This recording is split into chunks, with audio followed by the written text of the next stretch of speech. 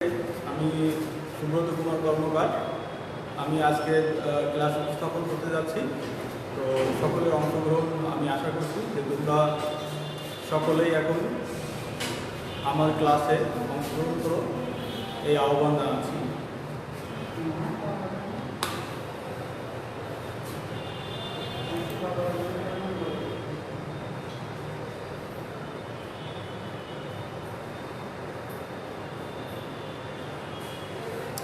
আমি আজকে জীববিজ্ঞান বিষয়ে ক্লাস নিব। সবাইকে স্বাগতম।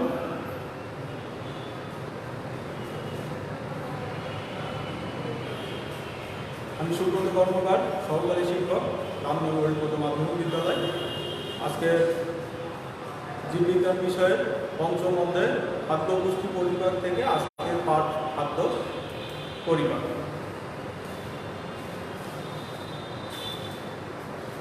তো তোমরা এখানে দেখতে পাচ্ছ যে অধিকাংশ খাদ্য দ্রবী, অদ্রবণীয়, অশ্বসনযোগ্য এবং জৈবযোগ্য অবস্থায় থাকে। তোমরা জানো যে মুখগহ্বরে খাদ্যের কি কোনো পরিবর্তন তোমরা কি লক্ষ্য করছো? এখানে আমরা দেখতে পাচ্ছি যে মুখগহ্বর কিছু যান্ত্রিক কাজ এখানে করছে। পাশাপাশি আমরা এখানে দেখতে পাচ্ছি যে এখানে পৌষ্টিক নালী থেকে কিছু তরল এই খাদ্যের সাথে মিশছে। তোমরা এটা দেখতে পাচ্ছ যে তাই আমরা এখানে প্রশ্ন রাখছি যে মুখগহ্বর পৌষ্টিক নালীর ভিতরে এই খাদ্যের সাথে কোনো কিছু কি যুক্ত হচ্ছে? তোমরা কি দেখতে পাচ্ছ কোনো কিছু যুক্ত হচ্ছে কি? তোমরা যদি একটু কমেন্টস করো তাহলে আমি বুঝতে পারবো যে তোমরা আমার সাথে আসো এবং ক্লাসটা প্রাণবন্ত হবে আশা করি। তো কেন যুক্ত হয় আমরা কি জানি এটা?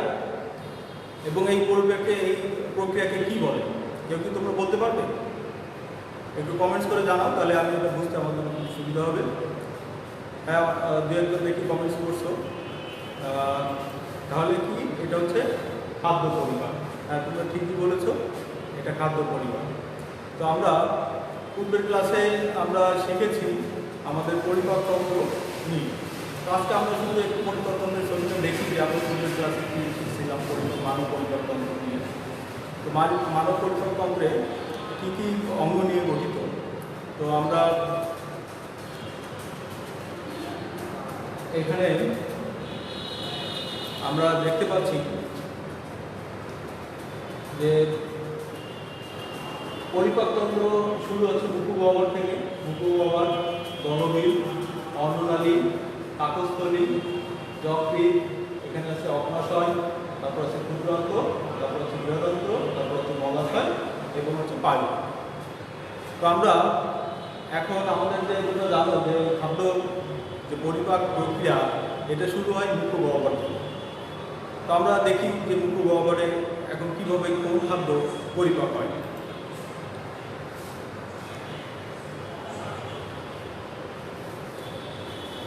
তোমরা জানো যে আমরা খাদ্য যখন আমরা মুখগহ্বরে প্রবেশ করাই তখন মুখগহ্বরে আমাদের লালা আসে। তো এই লালাগুলো কোথা থেকে আসে আমরা একটু দেখি। তো এখানে আমরা একটা বিলিং করতে দেখো তোমাদের এখানে আমরা এই যে বিলিংটা দেখতে পাচ্ছি, এটা কানের পাশে এবং নিচে, এবং এখানে আছে আমাদের যে জিহ্বার নিচে, এবং এটা আছে আমাদের সোয়ালের নিচে। এখানে আমাদের লালা গ্রন্থি আছে। এই লালা গ্রন্থি থেকে আমাদের কি হয় যে লালা রস মুখগহ্বরে নিশ্চিত হয়। আমরা যখন খাদ্য চিবাই সাথে সাথে আমাদের লালা গ্রন্থি থেকে লালা নিশ্চিত হয়। তো এখন দেখি আমাদের এই মুখগহ্বরে আমাদের 3 জোড়া লালা গ্রন্থি আছে। একটা হচ্ছে প্যারোটিড গ্রন্থি, যেটা কানের পাশে এবং পিছনে অবস্থিত, দুপাশে 2টা কানে। এখানে হচ্ছে এই পাশে একটা, বাম পাশের কানে একটা, ডান পাশের কানের নিচে এবং পাশে এখানে হচ্ছে 1 জোড়া। আর আছে সাবলিঙ্গুয়াল গ্রন্থি, যেটা জিহ্বার নিচে থাকে, আর আছে সাবম্যাক্সিলারি গ্রন্থি, যেটা চোয়ালের নিচে থাকে। এখন আমরা দেখি যে এই লালা গ্রন্থি থেকে, দেখো তোমরা এই যে লালা গ্রন্থি এখানে দেখাচ্ছে, এখানে দেখো যে লালা রস মিশ্রিত হচ্ছে তাহলে খাদ্যের সাথে। এখানে আমাদের এই প্যারোটিড, সাবলিঙ্গুয়াল এবং ম্যাক্সিলারি যে লালা গ্রন্থি আছে, সেই গ্রন্থি যে লালা রস এটা কী হচ্ছে খাদ্যের সাথে মিশে যাচ্ছে। যেহেতু আমরা খাদ্য আমাদের দাঁত দিয়ে চিবাই, সুতরাং এখানে যান্ত্রিক প্রক্রিয়া এবং রাসায়নিক প্রক্রিয়া দুটো প্রক্রিয়াই এখানে সংগঠিত হচ্ছে, তোমরা এটা দেখতে পাচ্ছ। তো এখন দেখো যে এই লালা রসে কী থাকে, তাহলে এই লালা রসে থাকে টাইলিন এনজাইম এবং পানি। এই টাইলিন কী কাজ করে আমরা এখানে দেখি যে শেষের জাতীয় খাদ্যকে মর্যাদা পরিণত করে কে করে, এটা টাইলিন। তো আমরা মুখগহ্বরে আমরা এখানে দেখলাম যে মুখগহ্বরে শুধুমাত্র শেষের জাতীয় খাদ্যকে মর্যাদা পরিণত করা হচ্ছে টাইলিন এনজাইম। আমিষ বা স্নেহ জাতীয় খাদ্যের কোনো পরিবর্তন ঘটে না। তারপরে যান্ত্রিক যেটা হয়, যান্ত্রিক পরিবর্তন ছাড়া এখানে কোনো স্নেহ বা আমিষ জাতীয় খাবারের কোনো পরিবর্তন ঘটে না। তাহলে আমরা এখান থেকে দেখে নিই তাহলে এই মুখগহ্বরে আমাদের এই শেষের জাতীয় খাদ্যের পরিপাক হচ্ছে। তো আমরা সাথে সাথে একটু লিখে নিই যে মুখগহ্বরে আমাদের তাহলে কোন ধরনের খাদ্যের পরিপাক হচ্ছে। তো আমরা এখানে একটু লিখে নিই, তাহলে আমাদের সুবিধা হবে জানতে যে আমাদের মুখগহ্বরে তাহলে খাদ্য পরিপাক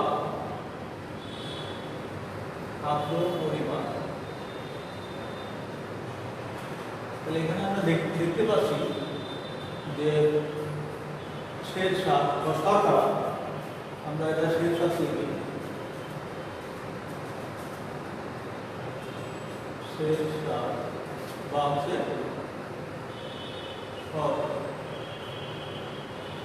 এখানে যে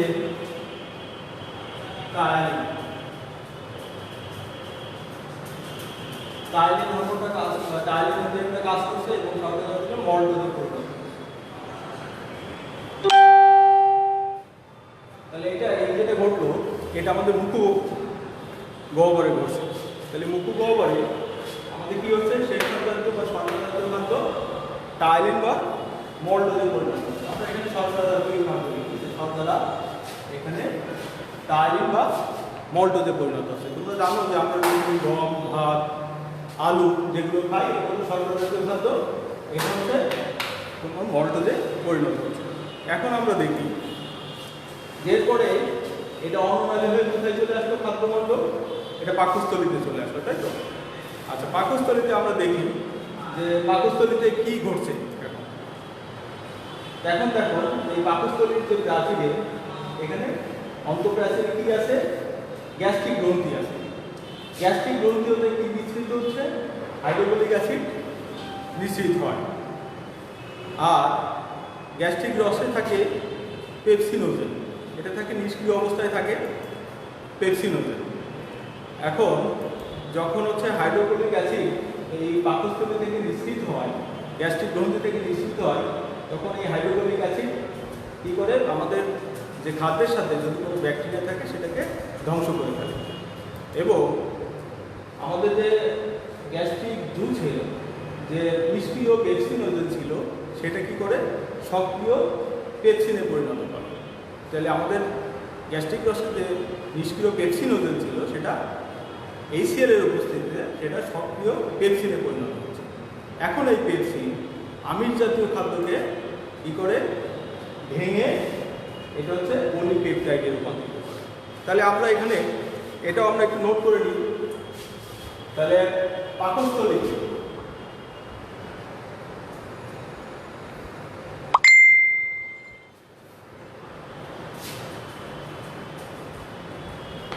তাহলে আমরা এখানে দেখতে পাচ্ছি যে পাকস্থলীতে কি হচ্ছে HCl থাকে। HCl কি করে ব্যাকটেরিয়া ধ্বংস করে।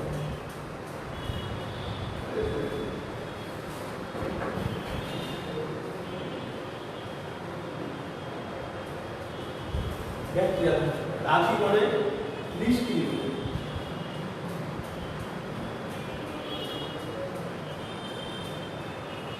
পেপসিনোজেন, এটা নিষ্ক্রিয় পেপসিনোজেন কি করে সক্রিয় পেপসিন, এই কাজটা করছে কে HCl। এবার সক্রিয় পেপসিন কি করছে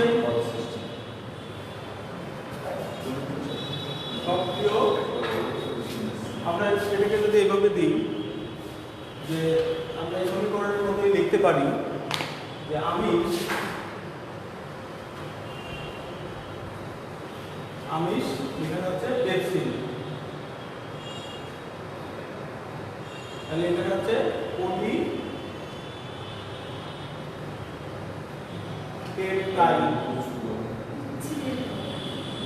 পলিপেপটাইডে রূপান্তরিত হচ্ছে। আমরা এখানে যা দেখছি, আমরা পাশাপাশি এখানে আমরা আকারে লিখে রাখছি, যাতে আমাদের পরবর্তীতে আমরা একটা গ্লান্স আমরা দেখবো, এটার সাথে দেখবো। এরপরে আমরা দেখি যে আমরা মনে করি আমরা যে খাবারগুলো খাই সব বোধ হয় পাকস্থলিতে হজম হয়। আসলে পাকস্থলিতে এখানে আমরা দেখো, এখানে লেখা আছে শর্করা এবং স্নেহজাতীয় খাদ্য পাকস্থলিতে পরিপাক হয় না। কারণ কি? গ্যাস্ট্রিক রসে এই শর্করা এবং স্নেহজাতীয় খাদ্য পরিপাকের জন্য যে নির্দিষ্ট এনজাইম সেটা থাকে না। পাকস্থলিতে HCl থাকার কারণে সেখানে অম্লীয় পরিবেশের সৃষ্টি হয়। কাজে আমরা দেখি এখন এই শর্করা এবং স্নেহজাতীয় খাদ্য কোথায় পরিপাক হয়। তো আমরা এখন পাকস্থলিতে যেটা পরিপাক হলো আমিষ জাতীয় খাদ্য পেপসিনের সাহায্যে পরিপাক হয়ে কী হলো? পলিপেপটাইড তৈরি হলো। Very good. এখন আমরা দেখি যে পাকস্থলীর আরেকটা একটি ফাংশন আছে। আমরা যখন খাদ্য গ্রহণ করি সেই খাদ্য গ্রহণটা আমাদের মুখগহ্বর থেকে যখন গলবিল হয়ে অন্ননালীতে আসে তখন সেটাকে পেরিস্টালসিস পদ্ধতি, পেরিস্টালসিস যে সংকোচন প্রসারণের মাধ্যমে এটা আসে। তো সংকোচন প্রসারণের মাধ্যমে তখন এটা পাকস্থলীতে এখানে ঢোকে, তখন এটা মন্ড আকার তৈরি করে পাকস্থলী তার ক্রমাগত করে সংকোচন করে। তোমরা এখানে দেখতে পাচ্ছ যে পাকস্থলী প্রাচীরটা একটু বেশি বহু এবং এটা কী করছে? সংকোচন প্রসারিত হচ্ছে, সংকোচন এবং প্রসারণ হয়েছে। তো এই সংকোচন প্রসারণ কী হচ্ছে দেখো, পাকস্থলীর অনবরত সংকোচন এবং প্রসারণ ওই এনজাইমের ক্রিয়ার ফলে খাদ্যবস্তুকে পিষে এখানে মন্ড বা কাইমে পরিণত করে এটা কী করছে? তখন এখান থেকে কোথায় দিয়ে যাচ্ছে? ক্ষুদ্রান্তের ডিউডেনামে দিয়ে যাচ্ছে। তো এই পরিবেশটা হচ্ছে অ্যাসিডিক, অম্লীয়।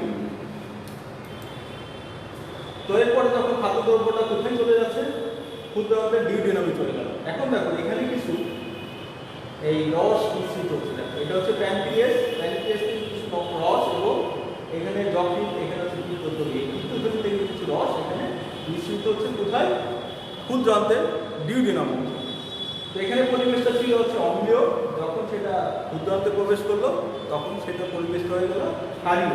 আর এখানে আছে পিত্ত লবণ, পিত্ত রসে পিত্ত লবণ থাকে এবং প্যানক্রিয়াসে কিছু এনজাইম থাকে। এই এনজাইম যখন ডিউডেনামে এসে মেশে তখন এখানকার পরিবেশটা হয়ে যায় ক্ষারীয়। অগ্রসায়িত হতে ক্ষারীয় পাচক রস এখানে কোথায় আসছে? ডিউডেনামে আসতেছে। এসে কী করতেছে? খাদ্যের যে অম্ল ভাব সেটাকে প্রশমিত করতেছে। এখন এই প্যানক্রিয়াস মানে অগ্নাশয়ে কী কী আমাদের এনজাইম থাকে আমরা একটু দেখে নিই। এখানে ট্রিপসিন, লাইপেজ, অ্যামাইলেজ নামক কিছু থাকে। এটা কি করে? শর্করা, আমিষ এবং স্নেহজাতীয় খাদ্যের পরিপাকে সহায়তা করে। আমরা দেখছিলাম যে শর্করা এবং স্নেহজাতীয় খাদ্য পাকস্থলীতে পরিপাক হয় না। এখন আমরা দেখছি যে যেটা পরিপাক হয়নি, অপরিপাকিত খাদ্য এখন এসে কী হবে? পরিপাক হচ্ছে। আর এছাড়া কী বলছে? অম্লভাব এর সমতা, পানির সমতা এবং দেহতাপ নিয়ন্ত্রণ করে এই প্যানক্রিয়াস থেকে নিঃসৃত এনজাইম। এছাড়াও প্যানক্রিয়াস থেকে কিছু হরমোন নিঃসৃত হয়। দেখি আমরা সেই কী হরমোন নিঃসৃত হয়? অগ্নাশয় থেকে গ্লুকাগন এবং ইনসুলিন হরমোন নিঃসৃত হয়। এই ইনসুলিন কী করে? রক্তের গ্লুকোজের মাত্রাও নিয়ন্ত্রণ করে। তোমরা এটা জানো। আচ্ছা, এরপরে দেখি যে আমরা এখানে এই পিত্তথলিটা আমরা খুব সুন্দর দেখতে পাচ্ছি। অগ্নাশয় থেকে দেখো যে পিত্তরস এখানে পিত্তথলিতে জমা হয়, তারপরে এটা এই ডিউডেনামে চলে আসে। এখানে আমরা ডিউডেনাম দেখছি, এখানে আমরা এটা পাকস্থলী দেখছি। এটা কি বলতে পারবে? এটা তোমরা না, এটা এই অংশটার নাম তোমরা কি বলতে পারবে? দেখি তো, একটু কমেন্টস করে দেখো তো এই অংশটার নাম। হ্যাঁ, তোমরা ঠিকই বলছো, এইটা হচ্ছে অগ্নাশয়। তো আমরা এখন দেখি যে দেখো এখান থেকে এই অগ্নাশয় থেকে এই অগ্নাশয় রস এবং এই পিত্তথলি থেকে এই যে পিত্ত রস এটা কি হচ্ছে? নিঃসৃত হয়ে কোথায় আসছে? ডিউডেনামে আসছে। তো এখন আমরা দেখি যে এই পাচক কোষের যে এনজাইম এটা শর্করা এবং আমিষ পরিপাকেও এটা অংশগ্রহণ করে। আর এই পিত্তথলি থেকে সৃষ্ট পিত্ত লবণ পিত্তরসের উপাদান যা স্নেহ খাদ্যকে ক্ষুদ্র ক্ষুদ্র দানায় পরিণত করে। তাহলে পিত্ত লবণ কি করে, স্নেহ খাদ্যকে মানে আমাদের চর্বিকে কি করে, ক্ষুদ্র ক্ষুদ্র দানায় পরিণত করে। এখন আমরা আরও দেখি যে স্নেহ নিঃশ্লেষিত লাইপেজ, এখান থেকে অগ্নাশয় থেকে যে হরমোন নিঃসৃত হয় এই লাইপেজ, এটা স্নেহ খাদ্যকে বিশ্লেষণ করে ভেঙে টুকরো টুকরো করে এটা হচ্ছে সাবানের ফেনার মতো তৈরি করে, যা পরবর্তীতে ফ্যাটি অ্যাসিড এবং গ্লিসারল। তাহলে এখানে আমরা যদি সমীকরণ মাধ্যমে যদি আমরা দেখি, তাহলে স্নেহ পদার্থ লাইপেজের সাহায্যে ভেঙে ফ্যাটি অ্যাসিড এবং গ্লিসারলে রূপান্তরিত হয়। এটা আমরা দেখতে পারি, আমরা এখান থেকে একবারে দেখে নিতে পারবো। তাহলে এখানে আমরা দেখতেছি স্নেহ পদার্থ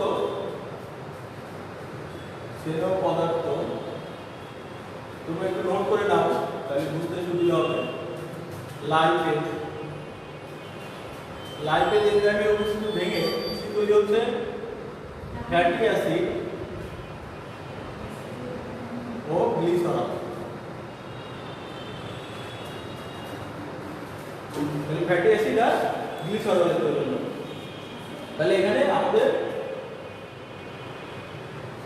অগ্নাশয় থেকে যে লাইপেজ নিঃসৃত হচ্ছে সেটা স্নেহ পদার্থকে বানানো। এখন আমরা দেখি যে আমাদের যে পরিপাকটা এটা ক্ষুদ্রান্তে শুরু হচ্ছে, এজন্য আমরা এটা বললাম যে ক্ষুদ্রান্তে পরিপাক।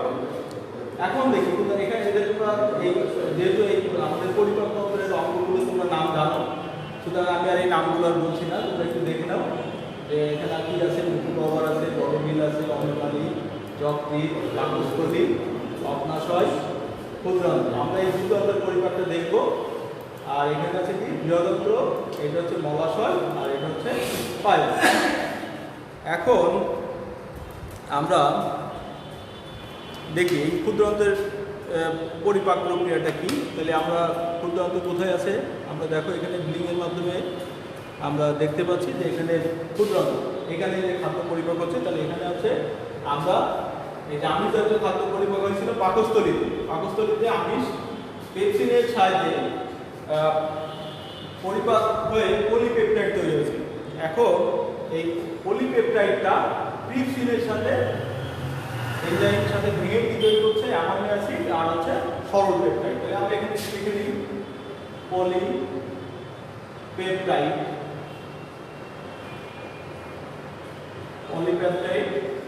এখানে ভাঙছে হচ্ছে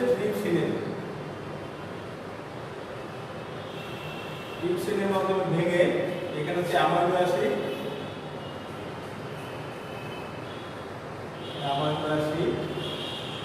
আর কি তৈরি হচ্ছে সরল পেপটাইড।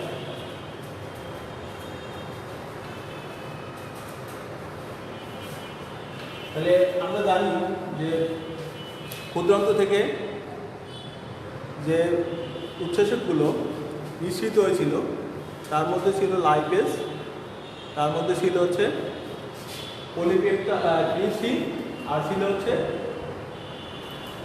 অ্যামাইলেজ। তো এখন দেখো যে আমরা এখান থেকে এটাও আমরা লিখে নিই যে তাহলে শর্করা ভাঙ্গ বিশেষ সাথে অ্যামাইলেজ, এই অ্যামাইলেজ ভেঙে কি হলো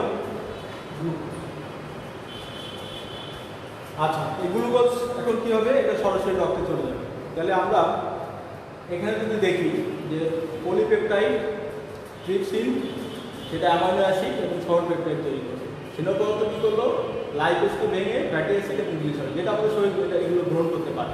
অ্যামাইনো অ্যাসিড আমাদের শরীর গ্রহণ করতে পারে এবং গ্লুকোজ আমাদের শরীর গ্রহণ করতে পারে। সুতরাং আমাদের এই এনজাইমগুলোর কাজ তাহলে এখানে আপাতত আমরা শেষ পর্যায়ে চলে আসি। তো এখানে আমরা দেখো যে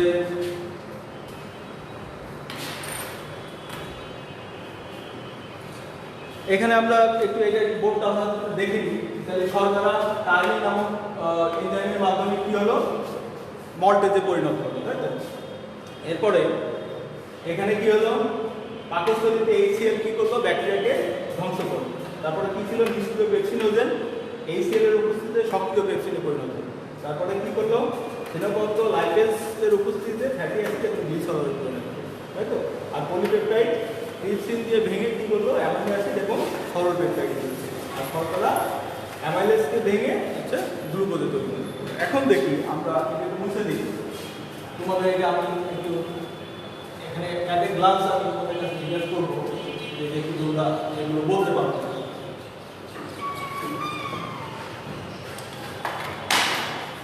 আমরা ধাপে ধাপে যেগুলো দেখছিলাম সেইগুলো আমরা এখন একটু দেখি যে এখানে তাহলে এখানে একটা মুখ আছে, এখানে মিশ্রিত পদার্থ বা এনজাইম, তাহলে মুখ থেকে লালার রস মিশ্রিত হয় এবং টাইলিন মিশ্রিত হয়। এটা তোমরা কি বলতে পারো যে এটা কোন খাদ্যকে ভেঙে বা এদের কাজ কি? তোমরা কি বলতে পারো? কমেন্টস আকারে দেখাও তো দেখি যে তোমরা কে কে কি পারো। তো আমরা এখন দেখি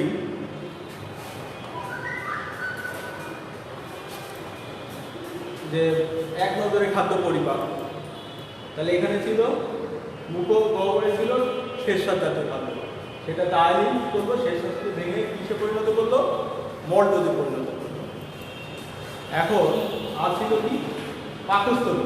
পাকস্থলী ছিল কি? এইচসিএল, গ্যাস্ট্রিক রড এবং এইচসিএল। তো এটা ব্যাকটেরিয়া মেরে ফেলে এবং অম্লীয় পরিবেশ সৃষ্টি করে। তারপরে এখানে কি আছে?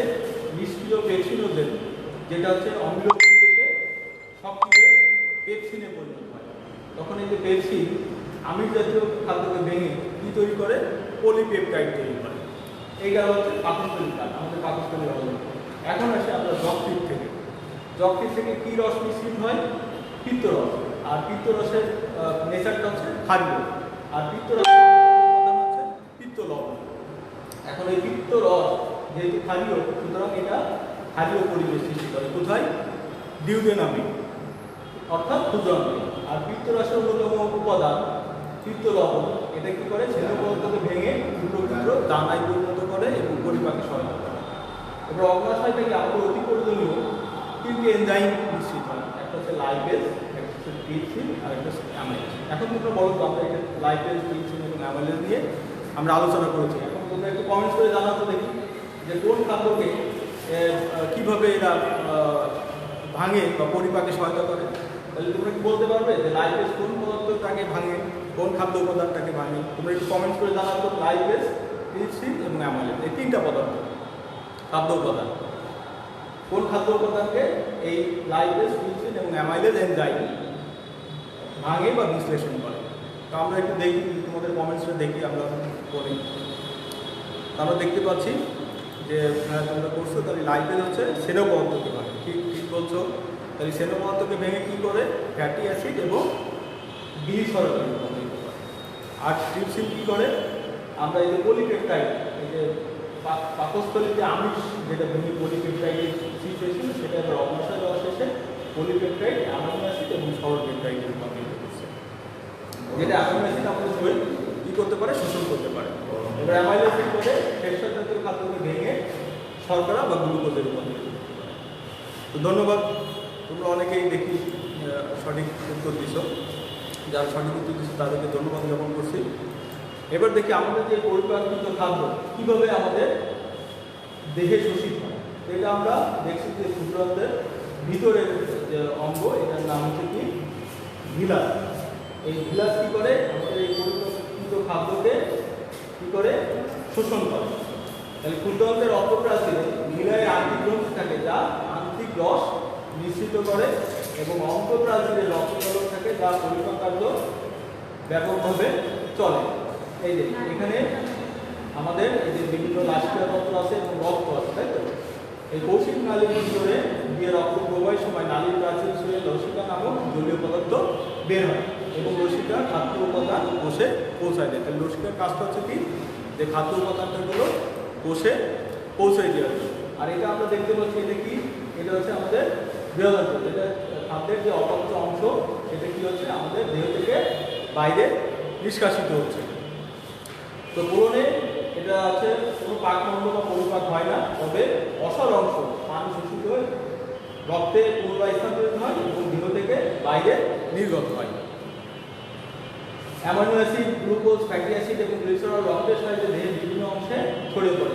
যেগুলো আমাদের পরিপাকৃত খাবার, সেগুলো রক্তে চলে যায়।